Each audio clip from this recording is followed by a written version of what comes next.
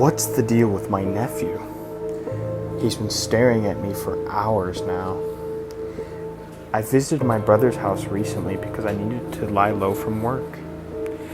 It's stressing me out and I just needed some time off.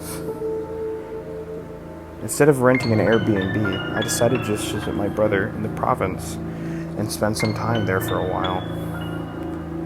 My brother graciously let me stay in exchange for babysitting my 7-year-old nephew, Caleb, while they're away for their work. I am proud to say that I'm good with kids, so I agreed. However, ever since I got inside their home, Caleb kept looking at me. At first, I shook it off as him being curious about the new guy in the house. But days went by, and whenever I passed by him or during lunch, he would look at me as if I was some biological freak. One night, I played a movie for us to watch while his parents were away, but instead of watching the film, Caleb was just staring at me for an hour or so. It seriously creeped me out. I had to excuse myself and leave him alone until his parents came back. I asked my brother Caleb if he usually does this, and he admitted that sometimes he does that to strangers when they go outside. Despite this, my brother didn't see it as problematic, since it's just natural for kids to be curious. I feigned to agree, but really, what kid watches people like that if they're trying to milk you with their stare? I tried opening up conversations, and most of the time he would answer directly like yes or no. I couldn't bear his annoying little attitude anymore, so I asked him up front, "Why are you looking at me like that?" He blinked at me, perhaps thinking how he would answer. It was a simple yes or no. After a second, he uttered the longest sentence he has ever since I had arrived. "Because I know your secret." My heart sank. "What did you say?" "I know your secret," he said, this time a smile forming in the corner of his lips. I laughed it off. This kid knows nothing, I told myself. He's just playing some bullshit prank. I was about to walk away and ignore him when he said something else that made my skin crawl. "Anna says you should join her swim." Before I could ask him what he meant, he ran into his bedroom and locked himself up. My ribs felt like it was constricting my very own lungs as I tried to catch my breath. There should be no way he knew about that. Annie used to be my latest target from work. I broke into her home and found her while she was in the tub. I remember bashing her head on the corner of the tub, first before fully submerging her face in the soapy water. I remember how she thrashed around, spilling all over her beautiful bathroom floor. How the fuck did my nephew know that? As I stood in front of Caleb's rooms, my hands formed a fist. I usually don't work for free, but today, I make an exception. I found out my boyfriend was drugging me every night. Last month I noticed something is off with my boyfriend. He was being way too nice recently, like cleaning up dirty dishes and being attentive to all of my needs. I would have thought this was a good thing, if only I hadn't caught him waking up in the middle of the night and leaving the house. I tried waiting for him to come back, but I fell asleep after some time. Next thing I knew, he was back in bed with me. This morning it clicked on me, like I found all the pieces to the puzzle. That's why he's acting so nice, and recently I would admit that we hadn't had some sex, and I thought he just wasn't in the mood. Now I know why. He was having an affair. I was furious and heartbroken. I told my best friend Natalie all about it, and she was heartbroken as me. She kept asking if I was sure about it. I mean, what other explanation could it be? He's gone the whole night, and he'll be back in the morning. What do he do, buy some milk? I said to her that I have a plan. I'm going to wake up before he does and catch him red-handed. My best friend just nodded and said that was a good idea. That night, my boyfriend prepared a nice meal for me, something he hadn't done, and I was mildly surprised. I pretended not to know anything about his infidelity, so our conversation went normally. However, when we finally settled back in bed, I had fallen asleep almost instantaneously. My sleep was so good that I wasn't able to wake up at midnight. I was so disappointed with myself. How could have I slept on it? What's weird is in the following night, this kept happening to me. I couldn't wake up in the middle of the night. I also tried staying up all night, but at some point I would fall asleep. This is very unusual, since I've been a night shift employee before, and I didn't have this kind of trouble suddenly falling asleep. Sometimes I couldn't even remember what happened last night. My crazy brain thought maybe my boyfriend was drugging me, putting something to make me sleep through the night. That's the only possible explanation I could think of. But then I asked myself, how did he know about my plan? My heart sank as I realized the answer to my question. Natalie, my best friend, I couldn't believe it. Would she betray me? Is she my boyfriend's lover? At this point, I was intoxicated with anger. I skipped dinner and only drank water from the tap. I made sure none of my boyfriend's drugs would reach me. My boyfriend is even persistent that I should eat or at least drink some milk.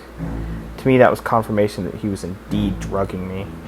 I was out to confront him about his infidelity right then and there, but I felt a blunt force hit me on the back of my head, and I was out. When I came to, I was tied up to my bed, and my boyfriend was watching me through the corner of the bedroom. He was biting his lips and as pale as a sheet. "What is it?" I asked him. His eyes lit up as he saw me awake. Then he ran to our living room and called for someone. My heart sank as I saw who it was. It was Natalie. I yelled immediately after seeing her. "It was you! How fucking dare you!" I shouted at her. Natalie asked me to calm down. "It's not what you think," she kept repeating. "I'm gonna kill both of you when I get out of here," I kept trying to free myself to no avail. Then they used some of the thickest rope I've ever seen. "Listen to me," my boyfriend said. "I'm not cheating on you, and certainly, Natalie and I have no romantic relationship. I get out of bed every night because I need to stay safe." "Stay safe?" I asked. "Stay safe from what?" "From you," he answered quickly. "What?" "Jace, it's near 3. We should get out of here," Natalie whispered. My boyfriend then took out a paint bucket and painted my hands and legs in red paint. I squirmed and yelled as I did in a hurry. All the while I was thinking, who is this person? Is he really my boyfriend? How could he do all of this to me? As if he could hear my thoughts, he kissed my forehead and said, "You'll understand everything tomorrow, I promise." Before I could reply, he and Natalie ran away. I was alone in the bedroom. I kept screaming for help, but I knew it was pointless. My mind was racing as fast as my heart beat. My lungs felt like it was shrinking as I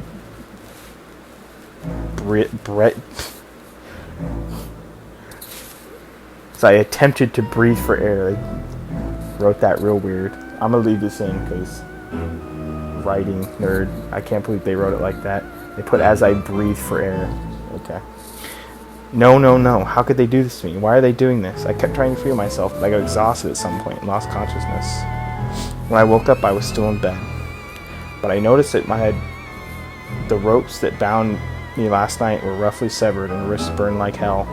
As I looked around the room, I understood Jace. The floor, the walls, the ceiling, were full of red handprints. My handprints. My parents leave the TV on static every night. I now understand why. Throughout my entire life, my parents have always left the TV on static at night. We are demanded that we must leave no devices running in the living room, and that we never go into the living room from the times of 1 to 6 a.m. When me and my sister were kids and very curious, our parents had to give us sleeping pills to keep us asleep so we didn't go down. They put alarms in case we were near the stairs at night, alarms that were loud enough to wake our parents, but not loud enough for anyone in the other rooms to hear. Some days they would complain about electricity bills being high. Me and my sister would just ask them to leave the TV off to save electricity. But they never listened, and they said it was mandatory. Me and my sister called Megan, she's 18, and myself called Christopher, I am 16, were going to be left home alone for a week while my parents were on vacation. Every night while my parents were gone, my sister and I had the responsibility of leaving the TV on. On my third day of my parents being gone, I left my Alexa unplugged in the wall, and it was still running. Normally my parents would check the living room before heading to bed. Since Megan had already turned the static on and went to bed, there was no one to turn the Alexa off. I went to bed and I was woken up at 2:47 a.m. to loud smashing. I got up and went to the stairs to go down and see what all this commotion was. My sister grabbed me by the arm as she was already standing crouched by the hallway behind the stairs. "Don't go down," she said quietly. "Remember what Mom and Dad told us, that we can never go down the stairs under any circumstances." I told her it didn't matter, and this was urgent, but no matter how much I wanted to, she wouldn't let me. After around 20 minutes later, the sound stopped and my sister went to her room but laid there awake. I, on the other hand, pretended to go back to sleep but snuck by and went down the stairs. I checked my phone on the way. It was 3:37. I crouched near the door and peeked in the living room. I saw a black figure. I would say it's around 7 feet tall. No hands or facial features. Just a pitch black creature staring into the static. My first assumption that the static was to keep the creature at bay. My Alexa was smashed to bits. I was about to go upstairs and get my sister out of the house, but at that moment my phone buzzed. A YouTube notification popped up and my phone made noise. That creature heard me.